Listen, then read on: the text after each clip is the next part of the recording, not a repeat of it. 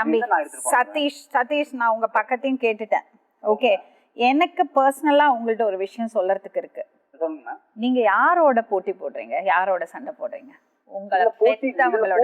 இருங்க தம்பி தம்பி தம்பி தம்பி உங்களோட டென்ஷன் எனக்கு புரியுது, உங்களோட ஸ்ட்ரெஸ் எனக்கு புரியுது. ஆனா இதுக்கு எல்லாத்துக்கும் மேல ஒரு விஷயம் இருக்கு. உங்களுக்கு ஒரு கடமை இருக்கு. அது மட்டும் இல்லாம இவங்க உங்களை பெத்தவங்க.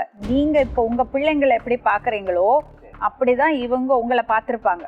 ஓகே தம்பி, நான் சொல்லி முடிச்சிடுறேன். நான் உங்களை குறைய சொல்லல, உங்களை குத்தமும் சொல்லல. நீங்க உங்க வைஃப் மேல வீடு வாங்கினது கரெக்டான விஷயம், அதெல்லாம் நான் குறைய சொல்ல மாட்டேன்.